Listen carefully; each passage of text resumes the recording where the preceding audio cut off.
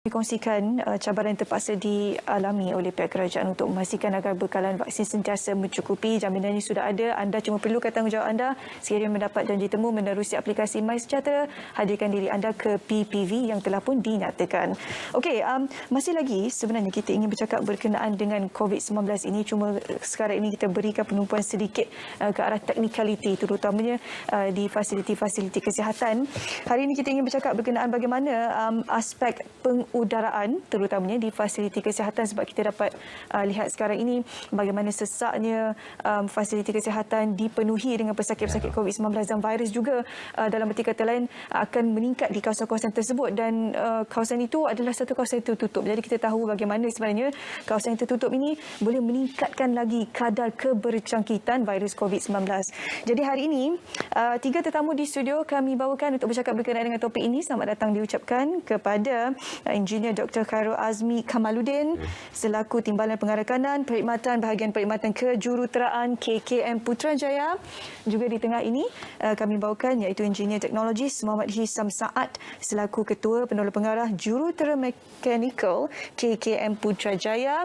Juga di ujung sana kami bawakan Teknologis Nur Muhammad Razif Noraini selaku Pakar Teknikal 3 Jabatan Rundingan Penyelidikan dan Pembangunan NIOSH. Okey, apa khabar semuanya? Selamat pagi. Alhamdulillah, sihat. Okey, saya bersama dengan engineer pagi ini. Sekarang ini saya bersama dengan pakar psikologi dan sebagainya. Jadi hari ini kita sikit teknikal lah. Kita nak bercakap berkenaan dengan sistem pengudaraan di fasiliti kesihatan. Mungkin ramai tidak mengetahui. Kita seringkali bercakap berkenaan PPE dan sebagainya, penyimpanan vaksin dan sebagainya. Jadi mungkin sedikit pengenalan terlebih dahulu daripada Dr. Khairul sendiri berkenaan dengan sistem pengudaraan di fasiliti kesihatan sekarang ini di Malaysia. Ya, terima kasih Puan. Jadi kita sebagai kejuruteraan di Kementerian Kesihatan, isu ventilasi ini can be very technical. Tapi kita perlu memberi kefahaman kepada semua yang kita melaksanakan banyak perkara di belakang tabir untuk memastikan our frontliners ni bekerja dalam keadaan yang selesa, selamat dan sebagainya. Jadi kita punya sistem udaraan ataupun ventilasi di hospital mesti tip top lah, yang paling baik. Kita pastikan tu untuk sepanjang COVID ni dan sebelum juga. Sistem pengudaraan tu kalau boleh Dr. kongsikan dengan terperinci, adakah ianya tertumpu untuk petugas Barisan Harapan saja ataupun adakah mungkin sedikit perbezaan untuk ward ICU, ward biasa untuk pesakit COVID dan sebagainya? Ya, perlu saya untuk menjawab soalan tu, saya perlu jelaskan secara ringkas tiga perkara penting di dalam kita mengawal risiko jangkitan. Pertamanya, di dalam kawalan infeksi, the first and the most important thing ialah pemakaian PPE, Personal Protective Equipment yang lengkap, terutamanya untuk setting bagi rawatan pesakit. Jadi pemakaian mask, pemakaian shield, glove, full gown, itu adalah yang paling penting. Keduanya, untuk kita mengawal jangkitan ini, kita perlu mengasingkan secara fizikal ataupun secara pentadbiran pesakit-pesakit yang COVID ni ataupun suspected COVID kepada physically asingkan di zon merah contohnya. Jadi hospital kita ada zon hijau, kuning dan merah. Jadi mereka ni diletakkan supaya physically they are separated from the rest of the petugas.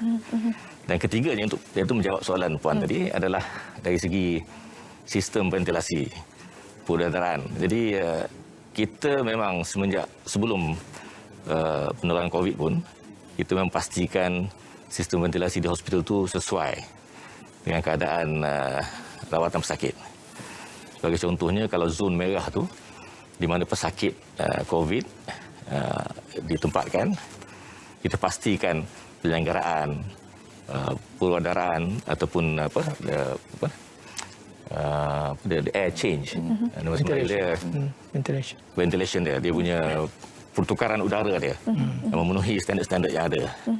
Dan kita pastikan contohnya dalam ruang-ruang merah, ward-ward dan bilik-bilik itu diadakan bilik yang bertekanan negatif supaya the virus load yang boleh menjadi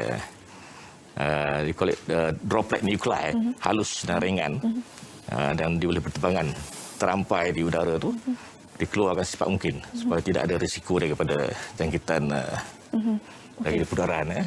Ini teorinya lah Yeah. This memang real lah memang kita buat. Apa gambaran kepada anda bagaimana sistem pengudaraannya dari segi teknikalitinya mungkin Tuan Ihsan boleh kongsikan. Pasti ada standard yang ditentukan di pihak antarabangsa untuk memastikan agar sistem pengudaraan di fasiliti kesihatan kita juga menepati standard tersebut. Jadi mungkin Tuan Ihsan boleh kongsikan. Okey, terima kasih Puan Syuhaida. Sebelum saya terus menjawab kepada soalan Puan tadi, mungkin saya boleh jelaskan sedikitlah macam mana kaitnya kita punya virus COVID-19 ni dalam kita punya ruang lah, melibatkan kita punya ventilation peralihan udara. Pada awalnya dulu kita sedia maklum bahawa COVID-19 ni dia punya penyebaran adalah secara droplets dan juga konteks lah.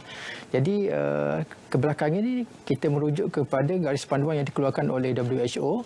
Dia telah menekankan kepada kita kepada usaha kepada airborne lah. So macam mana COVID ini boleh berlaku dalam airborne sebab virus COVID ni dia daripada fasa droplets tadi dia boleh berubah kepada fasa fasa dipanggil aerosol. So bila aerosol ni dia punya partikel lebih kecil dan dia lebih ringan lah. So sebab tu dia boleh terapai ke dalam udara.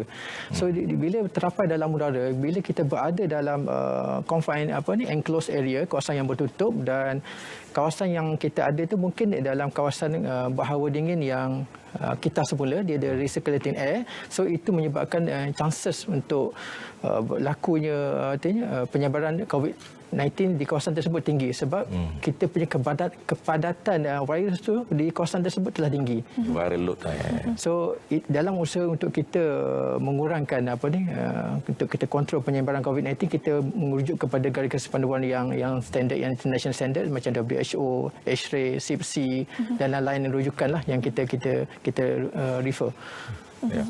Dan kalau mungkin Cik Razi boleh kongsikan bila kita cerita berkenaan dengan fasiliti kesihatan ini dan sebagainya, bagaimana tak keselamatan fasiliti tersebut diguna pakai sekarang, sebab kita tahu COVID ini baru datang 2 tahun. Jadi mungkin fasiliti kesihatan kita belum bersedia lagi untuk menampung keperluan sebanyak ini pada masa sekarang ini, dan kalau kita dapat lihat ward ICU juga sudah sangat kritikal. Jadi pastinya keperluan daripada sudut pengudaraan tu perlu lebih diberikan perhatian khusus, dan ditambah pula kalau kita dapat lihat ada Hospital Medan sekarang ini juga memerlukan sistem pengudaraan yang baik. Kalau kita dapat lihat ini bukan berada di satu bangunan yang telah pun dibina secara khusus untuk menerima pesakit dan sebagainya. Jadi kalau boleh kongsikan sikit bagaimana persediaan dari sudut itu. Terima kasih Puan Syuhaida.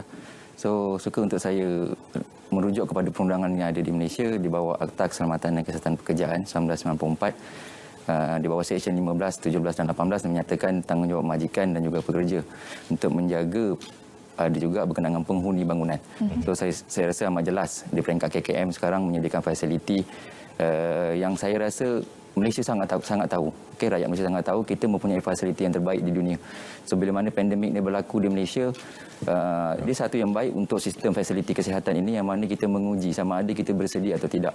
Menjawab persoalan puan tadi, sama ada kita bersedia atau tidak, macam tadi pihak KKM menyatakan kita ada standard-standard yang tertentu.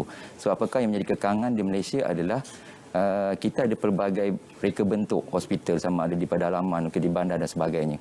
So juruterus yang sedia ada sekarang ini yang berada di hospital dan juga di peringkat HQ Putrajaya, dia terpaksa meluangkan sedikit masa dia untuk menyesuaikan keadaan.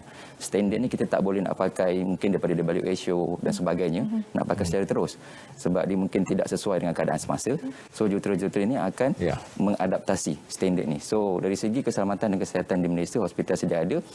Saya yakin fasiliti yang sedia ada cuba buat yang terbaik untuk menjaga keselamatan. Yang pertama adalah frontliner kita, doktor, nurse dan petugas kesihatan. Yang kedua paling penting adalah orang yang datang untuk mendapatkan perkhidmatan di hospital dan sebagainya. Itu kalau boleh saya tambah Puan. Jadi semenjak penularan COVID-19 ni kita di bahagian kejuruteraan bersama-sama dengan lembaga lain kesihatan telah bersama-sama dengan jurutera kita di lapangan, di hospital, di Jabatan Kesihatan Negeri, di Pejabat Kesihatan Daerah, telah bersama-sama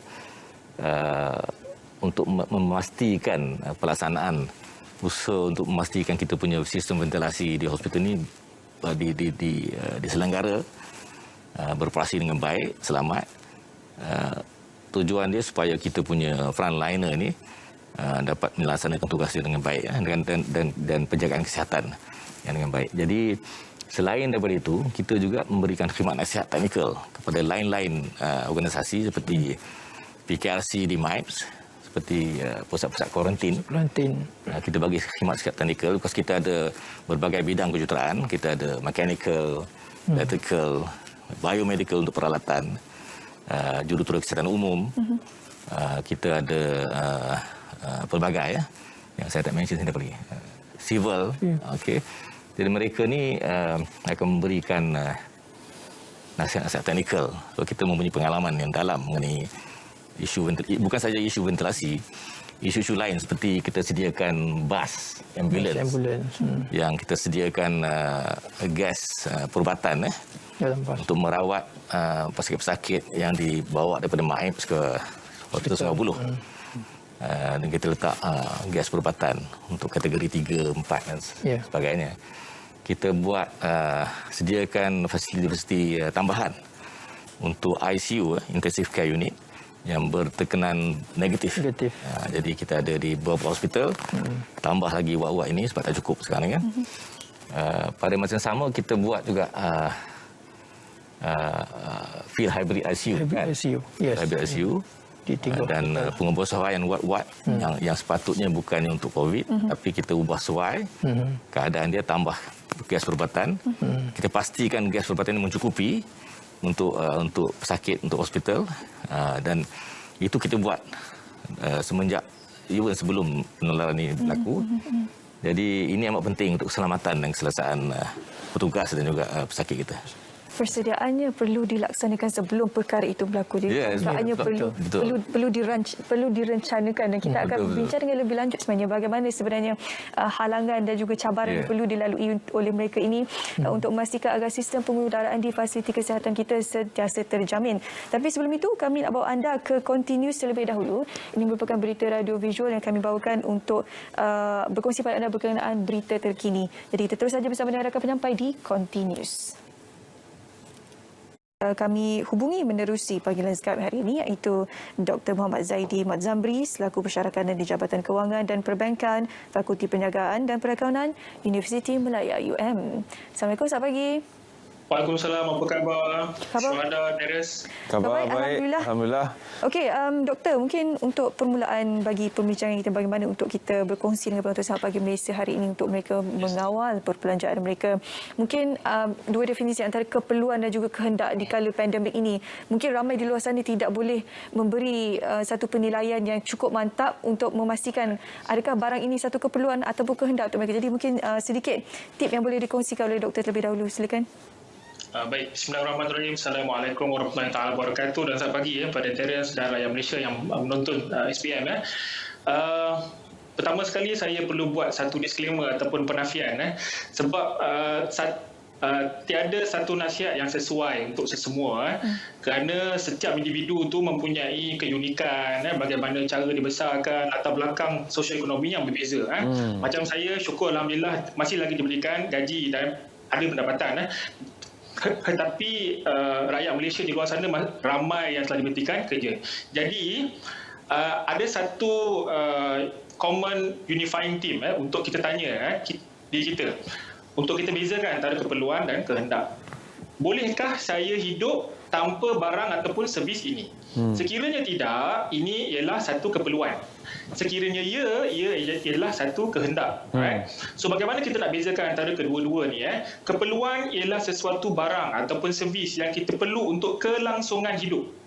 Dan kehendak ialah sesuatu yang kita perlukan untuk hidup itu lebih selesa. Contohnya kita perlukan tempat berteduh. Untuk keperluan mungkin kita boleh downsize, kita boleh hidup di rumah sewa. Dan manusia biasa kita berkehendakkan perkara yang lebih cantik, lebih indah, lebih megah.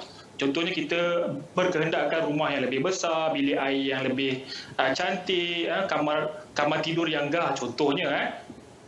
Namun suka saya nak berkongsikan satu tagline ataupun satu slogan yang dikongsikan oleh Encik Nurizan Sharif, mantan pengarah eksekutif Institut Keusahaan Negara ataupun INSCAN.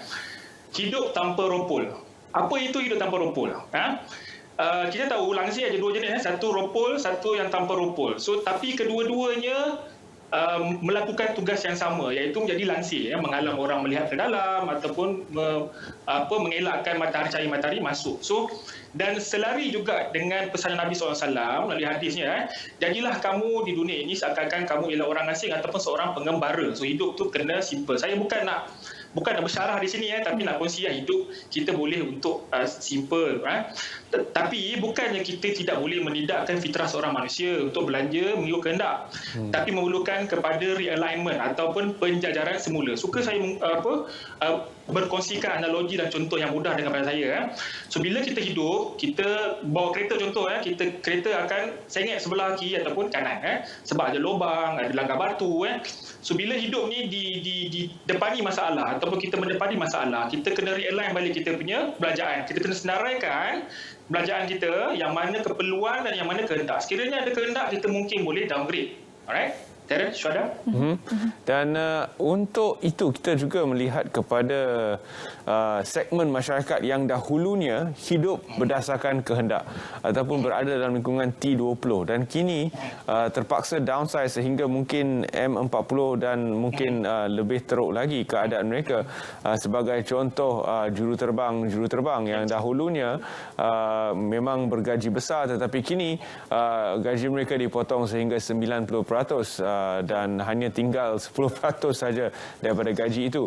Jadi bagaimana caranya untuk mereka kini mengolah semula ataupun menstruktur semula kehidupan yang pada asalnya adalah berdasarkan prinsip yang berbeza. Kini terpaksa pula untuk downsize ataupun hidup dengan no frills, tanpa rompol. Betul.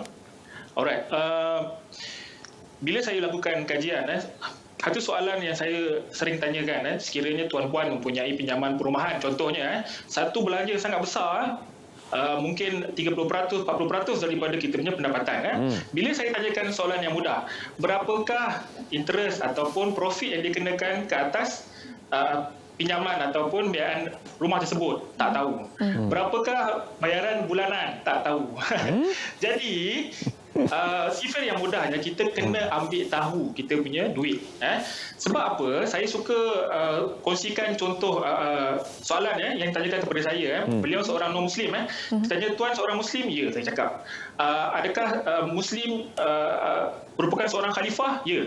Apa tugas khalifah? Tanya saya. Khalifah tugasnya ialah untuk mentadbir. Tetapi kita sering melihat khalifah itu dalam skop yang besar ataupun rangka yang besar, mentadbir dunia, mentadbir politik, ekonomi dan sebagainya. Tapi untuk seorang individu, khalifah harus mentadbir hidupnya sendiri. Salah satu aspek pentadbirannya ialah kewangan. Sekiranya kita gagal menjaga kewangan kita sendiri, kita telah melanggar fitrah seorang Islam. Jadi untuk kita sabit dengan itu, kita kena ambil tahu belanja kita dan kita apa yang kita dapat mungkin tak banyak, tapi sekarang ni memang kita kena kecilkan. Again, saya tak suka nak bersyarah tapi saya kongsikan. So pendapatan tolak simpanan dahulu, baru kita belanjakan. Belanja pula mungkin kita akan ada dua lah. Satu yang perlu dan satu yang mahu. So kita utamakan yang perlu dahulu, baru kita penuhkan kemahuan. Sebab kita manusia, kita mempunyai nafsu dan sifat yang natural. Terence, Syuhada? Doktor, itu privilege lah kalau kita ada perbelanjaan yang boleh kita boleh bahagikan sama ada keperluan atau kehendak. Tapi ada individu di luar sana yang tidak ada privilege ini. Perbelanjaan mereka adalah untuk keperluan mereka sahaja, tidak ada kehendak langsung. Dan perbelanjaan ini tidak mencukupi untuk dibelanjakan terhadap keperluan mereka itu. Jadi bagaimana untuk mereka menguruskan dari sudut kewangan ini dan bantu mereka untuk sekurang-kurangnya mencari solusi awal menyelesaikan masalah perbelanjaan kewangan mereka? Saya setuju dengan Syuhada. Memang ramai di antara rakan kita yang kena survive. Bukannya dah tak ada point untuk melayan kehendak. Memang untuk perlu. Dan saya bukan nak berceramah sekali lagi. So kita kena cari dan kenal pasti bantuan yang sedia ada. Sekiranya tidak pasti, ubatnya ialah tanya. Contohnya menurut kitab Lisanul Arab, kejahilan adalah satu penyakit, sedangkan penyembuhnya ialah bertanya dan belajar. Tapi kita kena pemudahkan urusan, ada dua pihak. Satu untuk yang pemohon, kemukakan dokumen yang berkaitan selengkap yang mungkin. Tapi suka saya nak ingatkan kepada pihak yang menguruskan permohonan, kena streamline ataupun memperkemaskan sistem borang itu sendiri. Sekarang ni disebabkan pandemik ni, kita sudah selesa dengan sistem online. Jadi, instead of filling up the forms manually, kita boleh guna Google Form supaya bila ada jabatan ataupun bahagian lain yang meminta maklumat yang sama, kita hanya boleh terus kongsikan melalui online. Tak perlu print dan kita boleh streamline dan kita tidak perlu kembali kepada pemohon dan tambah lagi proses kemohonannya.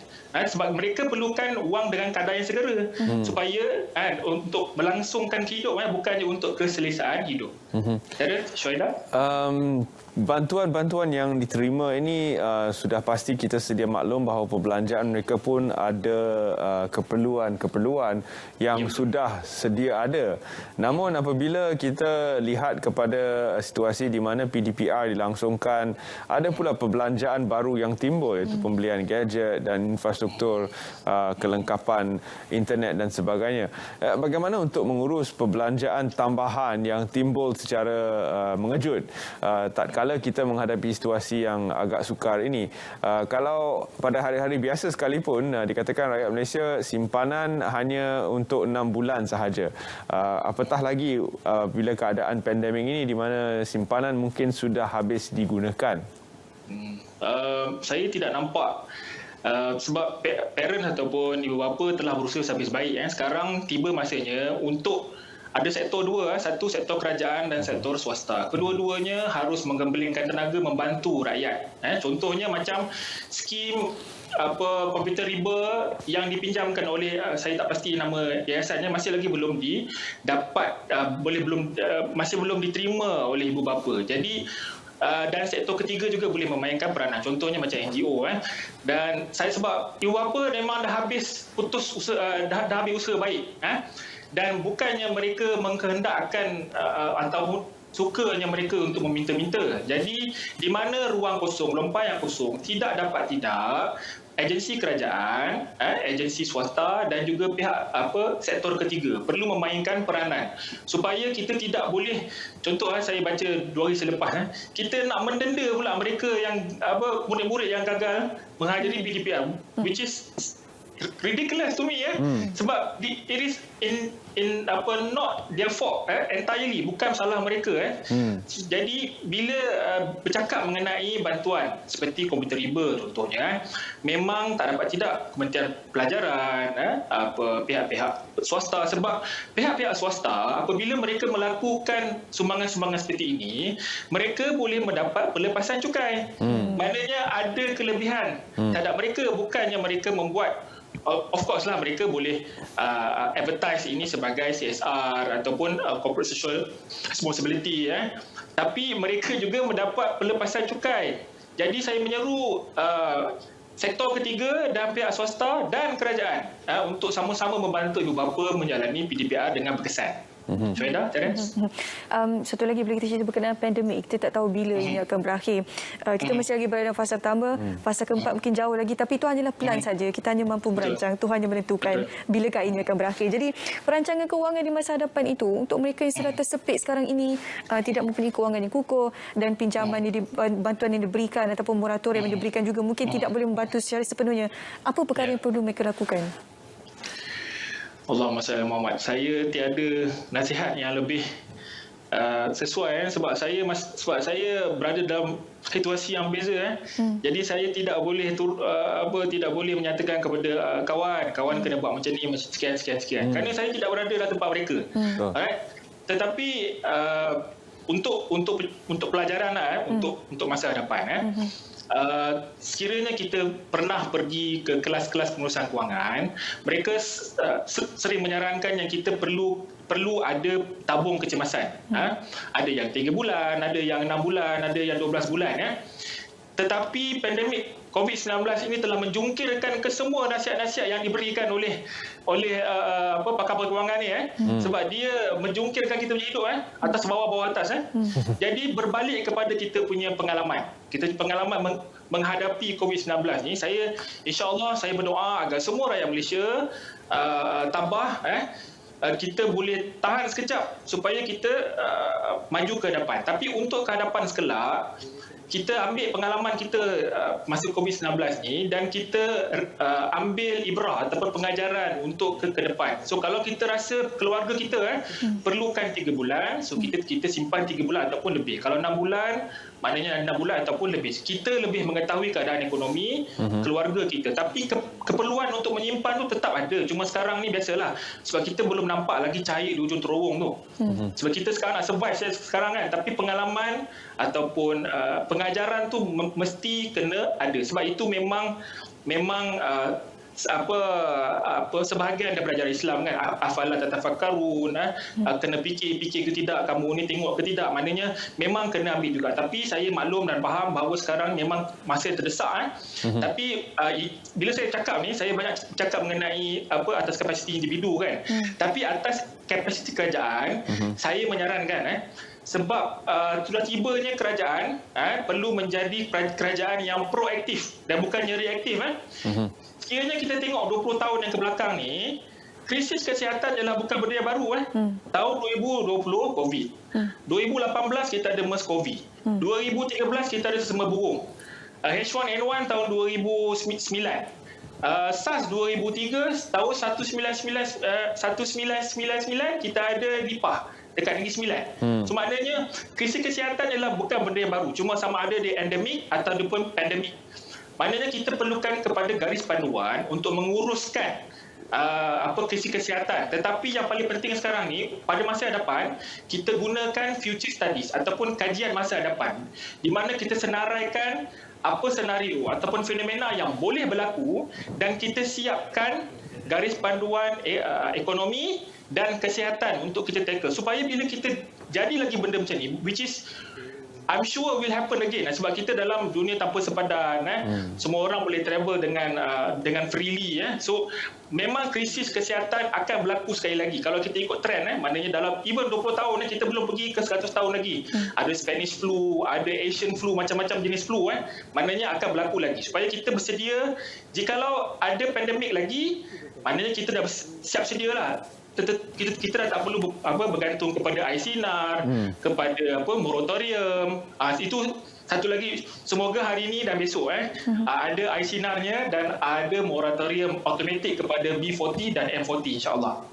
Syahidah, Terence. Terima kasih Doktor kerana sudi bersama kami dan nasihat-nasihat itu serta saranan-saranan bukan saja kepada orang ramai tapi juga kepada pihak berwajib supaya tiadalah golongan yang lulus tidak berselam, hilang tidak dicari.